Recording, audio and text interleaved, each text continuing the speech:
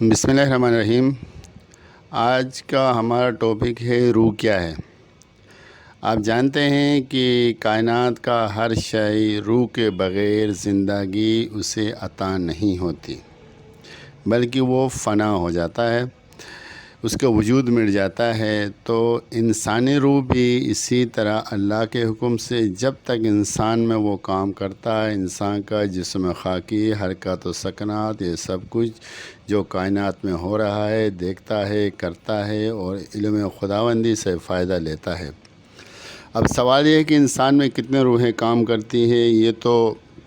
بے تحاشا ہوتا ہے، لیکن جو بنیادی روحیں ہیں وہ 4 ہیں: جماداتی روح، نباتاتی روح، حیوانی روح اور انسانی روح۔ جماداتی روح وہ جو زمین کے اندر سے جو سبزی جو ہمارا جو نظام زندگی چلانے کے لیے زمین سے اگتی ہے، وہ ہوتا ہے جماداتی روح۔ اس کے بعد وہ وہاں سے جو اگتا ہے زمین سے، اس کے بعد نباتاتی روح جو گھاس پھوس وغیرہ جس سے ہمارے انسان کے زندگی کا وجود پیدا ہوتی ہے، یہ بھی اپنے اندر روح رکھتا ہے، اس سے ہمارے کو ایک زندگی عطا ہوتی ہے، اسے کہتے ہیں جماداتی روح۔ اس کے بعد آتا ہے روح حیوانی، یعنی ہمارے جسم جو بنتا ہے، جو پچھلے جماداتی روح اور نباتاتی روح کے مہربانی سے جس کو ہم کھا کے ہمارے جسم بنتی ہے، اور جس جسم کے ذریعے ہم اپنا آپ کو جسم خاکی کے صورت میں کوئی انسان ہے، جانور ہے، جو بھی ہے، یہ روح حیوانی میں آتا ہے۔ انسانی روح تب آتا ہے جب آپ کا ان 3 سٹیج سے گزرنے کے بعد آپ کا اندر ایک انفرادی روح ڈالی جاتی ہے اللہ کے حکم سے، اسے کہتے ہیں روح انسانی۔ پچھلے 4 روحیں ہر انسان کے ساتھ ہیں: جمادات، نباتات، حیوانات، انسان۔ اب روح انسانی میں بھی کئی درجے ہیں۔ ایک وہ روح جو عام آدمی، ہم آپ سب جس کے ذریعے ہم حرکات و سکنات کرتے ہیں، دنیا میں جیتے، کھاتے ہیں، کماتے ہیں، یہ روح حیوانی کا اعلیٰ صفت ہے۔ اس کی مثال ایسی ہے کہ دوسرے مطلب ایک جانور دوسرے جانور پر مطلب جو ہے نا پاورفل اپنے طاقت کے بل بوتے کے اوپر کنٹرول کرتا ہے، اسے کہتے ہیں مطلب ایک وہ انسانی روح جو ان 4 روحوں سے افضل ہے، یعنی مطلب ان کو کنٹرول کرتا ہے۔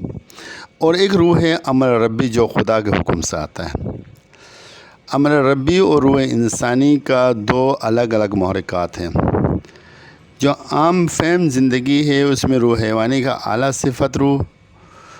کام کرتا ہے، ہمارے اندر بات چیت کرنا، سوچنا، سمجھنا، کھانا، اچھے برے کی تمیز کرنا۔ لیکن امر ربی روح کا عجیب معجزات ہے۔ مثال کے طور پر دنیا کے ایک میں مثال آپ لوگوں کو دے رہا ہوں کہ ایک انسان لکھا پڑھا کہ جب کسی منزل پہ پہنچ جاتا ہے تو اس کو وہ جو ڈگری عطا ہوتی ہے وہ اس کو ایک پاور دیتا ہے، یعنی وہ کام کرنے کی طاقت دیتا ہے، صلاحیت دیتا ہے اور اختیار دیتا ہے، یعنی وہ سرٹیفکیٹ اس کا امر بن جاتا ہے اس کام کرنے کا، جس ادارے سے وہ فارغ التحصیل ہو کے اپنے زندگی کے نظام میں کسی بڑے عہدے پہ جاتا ہے۔ تو وہ وہاں پر اچھا کرتا ہے یا برا کرتا ہے، وہ اس سرٹیفکیٹ کی مہربانی ہوتا ہے۔ مطلب اس نے جو مختلف اسکولوں میں، ہائی اسکول میں، کالج میں، یونیورسٹی میں جو پریکٹس کی، اس کے بعد اس نے وہ مقام حاصل کیا۔ اسی طرح روحانی طور پہ انسان اگر اسم اعظم کا پریکٹس کرتا ہے تو وہ اس انسان کا اندر جو اللہ کے حکم سے ایک پاور عطا ہوتی ہے، یہ ہوتا امر ربی کا روح، یعنی وہ خدا کے حکم سے وہ تمام کام جو انسان عام زندگی میں نہیں ہوتی ہے، وہ کام بھی آپ کا روح بروئے کار لاتا ہے۔ ابھی عام لوگ یہ سمجھتے ہیں کہ ہر انسان کا امر ربی ہے، یعنی امر ربی کا روح ان لوگوں کو عطا ہوتی ہے جن کا اندر جب خدا عطا کرتا ان کو کن فکن کا جو معجزات عطا ہوتا ہے، یعنی ہو جا کہنے کے اوپر وہ اس کا ہر چیز ہوتا ہے۔ آپ لوگوں نے سنا ہے کہ بہت سارے بزرگان دین معجزات دکھاتے تھے،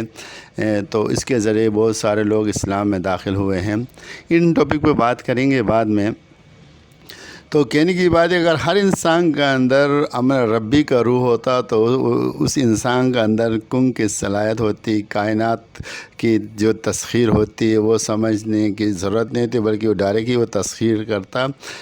کائنات کے ہر نظام جو بنتی ہے اس میں وہ ڈائریکٹ حصہ دار ہوتا، لیکن ہم جو حصہ دار ہے روح حیوانی کے سطح پہ حصہ دار ہے، مطلب جو مٹی کے خاکی کے سٹیپ سے اس کے اندر حصہ دار ضرور ہے، لیکن کائناتی روح جو خدا کے حکم سے جو چیزیں بنتی ہیں اس میں ہمارا حصہ نہیں ہوتی، تو گویا ہمارے اندر امر ربی کا روح نہیں ہے، بلکہ روح انسانی کا جو ہے نا روح حیوانی سے اوپر کا درجہ ہے۔ یعنی اگر جس انسان کے اندر امر ربی کا روح آتا ہے تو اس کے اندر کن فکن کی صلاحیت